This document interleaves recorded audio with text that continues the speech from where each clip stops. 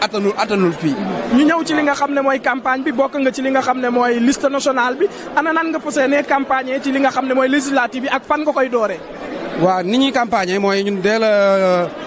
dimanche suba bi bu dellu see rek dañu tàmbali suñu campagne donc mooy mi ngi ñuy fekk sax ñun vendredi rek prochain laa wax bii di ñëw dañu dem Gambie tàmbali campagne suñu campagne foofu ci Pastef ak Gambie suñu ñëwee nag partout 45 départements yi suñu yéene mooy ñu dem ci au moins 30 départements mooy tête de liste yi nekk foofu ñu dem fekk leen dooleel leen ànd ak ñoom ñu campagne pour jël majorité bi mais nag yaakaar naa ne campagne bi dafa nekk aada mënul ñàkk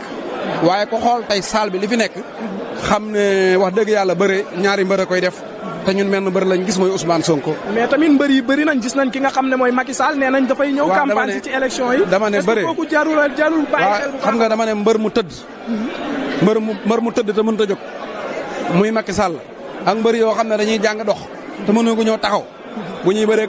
mbër mu toll ne Balla Gaye loolu du combat. Sénégal gii benn parti fi nekk benn leader fi nekk muy président Ousmane Sonko suñu waxantee dëgg ñeneen ñi ci des ñëpp ab kaar mënuñu koo feesal te amuñu argument bañ nañ ko ba léegi seen xol dafa tàng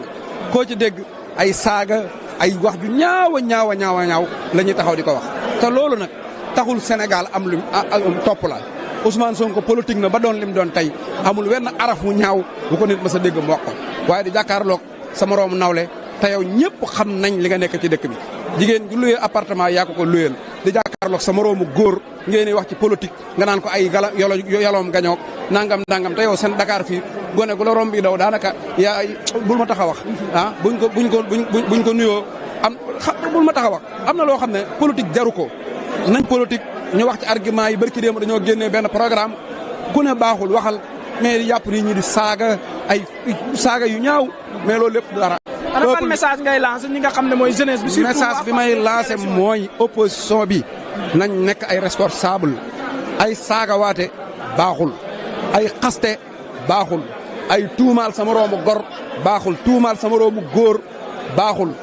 dégg nga am na yoo xam ne bëgguñ faa yegg ñun dañoo nekk ci dëkk bi xam lu bari dégg nga mën a romb sax wax la sa cosaan yow ak sa leneen ak leneen loo xam ne mën nañ ko wax te bëgguñu caa yegg kon donc nañ moytandiku amoo argument politique yow boo wootee kenn du ñëw sa waay bu wootee mu xumb nga di ko saaga ay ndey ak di ko tuumaal ak di ko xas loo xam ne dafa génn politique ñun nag damay wax rek bu ñu continuer di xas suñu leader danañ riposter parce que ñun itam Sonko de moom du xas kenn ak Jomaay waaye nag ñun dey ku xas Sonko dinañ la xas danañ la wax lu la naqari te liñ lay wax yow li ngay wax du dëgg te ñun li ñuy wax dëgg la bay boo nag ñu arrêté ñun liñ xam dafa bari. ñu ngi lay jaajëfal bu baax a baax Cheikh Bara ki nga xam ne mooy honorable Ayib Daffé honorable député Ayib Daffé bokkoon ci 14e législature bi lañ taxawoon waaye tamit nekkoon ki nga xam ne mooy mandataire Ousmane Sonko honorable ñu ngi lay nuyu bu baax di la ziar bàyyi la nga nuyoo la voix des sans voix. waaw maa ngi leen di fay di nuyu waa Walf yëpp ak téléspectateurs yi ñuy seetaan. tey ñu gis la nga teew ci li nga xam ne mooy